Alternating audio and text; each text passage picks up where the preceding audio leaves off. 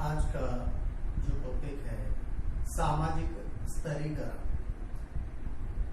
आदिकाल से मानव समाज में रहता आया है और समाज में विभिन्नता या विविधता रही है। ऐसा कोई समाज नहीं है जहां विविधता न हो, उसमें असमानता बिल्कुल रही है।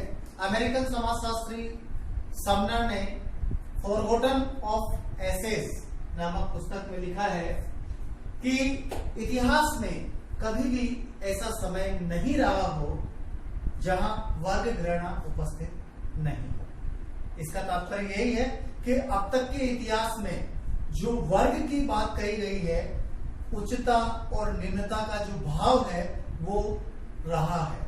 कुछ श्रेष्ठ रहे हैं, कुछ निम्न रहे हैं। चाहे वो दास हो, चाहे मालिक हो, चाहे बुजुर्ग वर्ग हो, चाहे सर्वहारा वर्ग हो, चाहे अमीर हो, चाहे गरीब हो, चाहे सामंत हो, चाहे अर्धदास के साथ हो। इस प्रकार समाज में विविधता रही है और इसी विविधता के आधार पर स्तरीकरण पनपता है।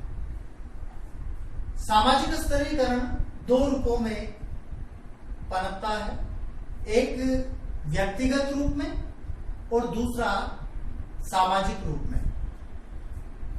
व्यक्तिगत रूप में सामाजिक स्तरीकरण व्यक्ति की व्यक्तिगत विशेषताओं जैसे व्यक्ति के नाक, नक्शा, रंग, रूप के आधार पर और सामाजिक सांस्कृतिक में धर्म, शिक्षा, संस्कृति, उसकी रुचि के आधार पर होता है। चूंकि सामाजिक स्तरीकरण का संबंध विभेदीकरण के साथ में जुड़ा हुआ है। विभेदीकरण में जब हम किसी दो व्यक्तियों के बीच में विभेद करते हैं, जैसे काला व्यक्ति और गोरा व्यक्ति, हमने विभेद कर दिया, ये काला है, ये गोरा व्यक्ति है, ये शिक्षित व्यक्ति है, ये अशिक्षित व्यक्ति है, तो हमने इसमें विभेद कर दिया। लेकिन जब इसी विभेदीकरण के आधार पर हम इसको उच्चता और निम्नता के आधार पर रख देते हैं तो वह स्तरीकरण हो जाता है। जैसे हम अशिक्षित की तुलना में शिक्षित व्यक्ति को ऊंचा मान लेते हैं और अशिक्षित को नीचा मान लेते हैं, तो यह स्तरीकरण हो जाता है। स्त्रियों की तुलना में पुरुष को महत्व दे देते हैं तो यह स्तरीकरण हो जाता है। काले की तुलना में गोरे व्यक्ति को महत्व दे देते हैं तो यह स्तरीकरण हो जाता है। यानी विभेदीकरण के बाद ही स्तरीकरण की प्रक्रिया जन्म लेती है। स्तरीकरण जो शब्द है वह जियोलॉजी के भूगर्भ शास्त्र से लिया गया है, क्योंकि भूगर्भ शास्त्र में मिट्टी और परतों का अध्ययन होता है। परत दर परत ऊपर से नीचे इस तरह से पाई जाती है और समाज में भी स्तर परत दर परत होता है।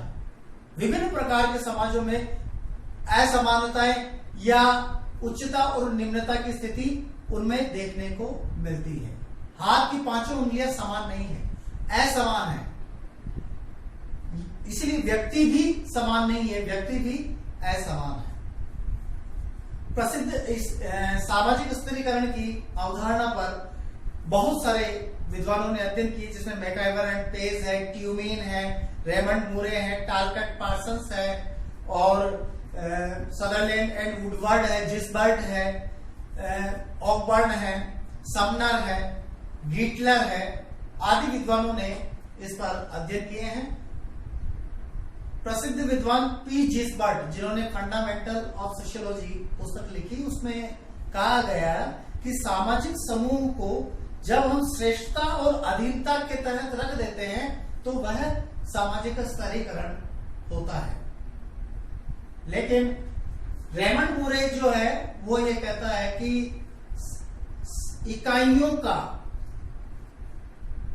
इकाइयों में जो स्थिति होती है उच्चतर और निम्नतर रूप में, अगर उसको रख देते हैं तो वह सामाजिक स्तरीकरण। लेकिन टालकट पार्सन्स ने एसेज इन सोशियोलॉजिकल थ्योरी पुस्तक लिखी, उसमें कहा कि समूह को ऊंचे और नीचे क्रम विन्यास में जमाना सामाजिक स्तरीकरण कहते हैं।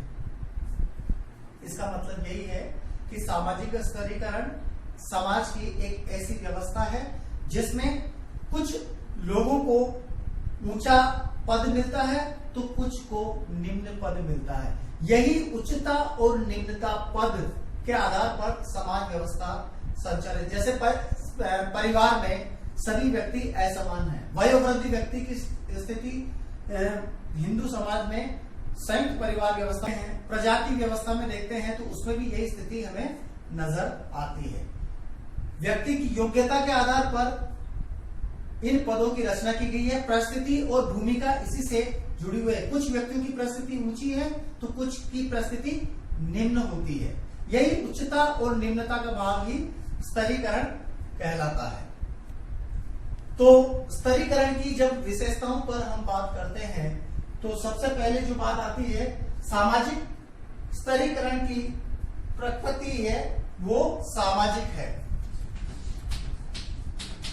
सामाजिक का मतलब यह है कि यह किसी एक व्यक्ति विशेष में नहीं है अपितु संपूर्ण समाज व्यवस्था के अंदर सामाजिक स्तरीकरण देखने को मिलता है। वह आयु के आधार पर भारतीय समाज में अगर हम देखें तो जैसे संयुक्त परिवार व्यवस्था में वयोवृद्ध व्यक्ति की स्टेटस ऊंची है दूसरे की तुलना में। आयु के आधार पर अगर हम देखें तो भारत के राष्ट्रपति पद के लिए कम से कम 35 वर्ष होना आवश्यक है उम्मीदवार के लिए। वहीं मतदान का अधिकार व्यक्ति को दिया गया है, वो भी आयु के आधार पर दिया गया है। बाल्यकाल में ही व्यक्ति को यह अधिकार नहीं दिया गया है। अगर आपकी उम्र 18 वर्ष से ऊपर है तो आप वोट देने का अधिकार रखते हो, वो भी आयु के आधार पर ही दिया गया है। तो इसका मतलब यह है कि सामाजिक स्तरीकरण की जो प्रकृति है वो संपूर्ण समाज में है, केवल एक व्यक्ति विशेष में नहीं है, संपूर्ण समाज में पाई जाती है। दूसरी बात करते हैं कि सामाजिक स्तरीकरण पुरातन है। ये अवधारणा आज की नहीं है, प्राचीन समय से चली आ रही अवधारणा है। पुरातन इसलिए कि ऐसा कोई समाज नहीं रहा हो प्राचीन समय में जहां यह स्तरीकरण नहीं रहा हो। वहां पर भी रहा, राजा महाराजा के समय में उस समय भी रहा हो, मध्यकाल में रहा है, उत्तर वैदिक काल, ये सारे कालों के अंदर देखने को मिलेगा। या वैदिक काल लो, उत्तर वैदिक काल लो, मध्यकाल लो, ब्रिटिश काल लो, स्वतंत्रता के पश्चात लो, तब भी यही स्थिति हमें देखने को मिल रही है। इसका मतलब प्राचीन काल से लेकर के ये व्यवस्था चली आ रही है।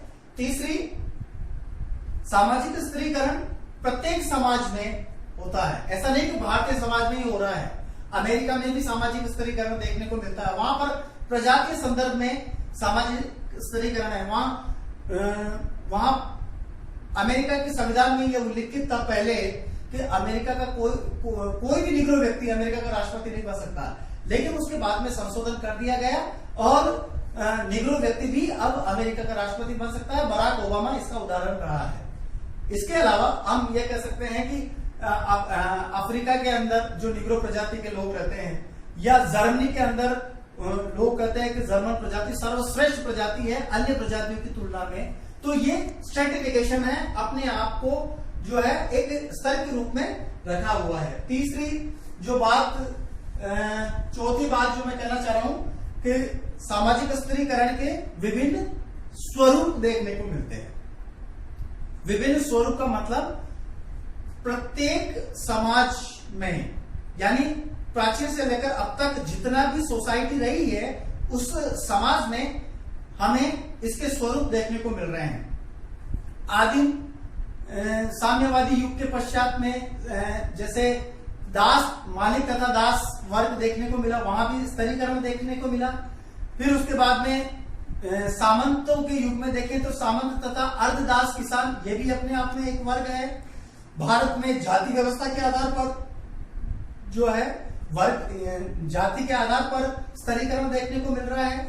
और इस प्रकार जो है आधुनिक युग में वर्ग व्यवस्था की अगर हम बात करें तो अमीर और गरीब, बुजुर्गा और सर्वहारा के रूप में स्तर देखने को मिलते हैं। और सबसे बड़ी बात जो आती है इसकी, सामाजिक स्तरीकरण परिणामिक है। परिणामिक का मतलब, ट्यूमेन ने ऑन इक्वलिटी पुस्तक लिखी, उसमें कहा कि सामाजिक स्तरीकरण परिणामिक है। वो इस रूप में कि दो रूप में, एक तो जीवन शैली के रूप में है। आप जीवन शैली किस रूप में जो है, आपकी जीवन शैली कैसी है, ये निर्भर करता है आपकी सत्ता शक्ति के आधार पर। लाइफ चांसेस कौन से आपके, आपको कितनी संपत्ति मिली, ये परंपरागत रूप से एक व्यक्ति की आयु के आधार पर, भाई आयु कितनी हो रही है व्यक्ति, उसकी लाइफस्टाइल कैसी, उसका जीवन स्तर कैसा है, उसके आधार पर भी वो स्तर निर्धारित करता है। कई व्यक्ति इस तरह के भी होते हैं। तो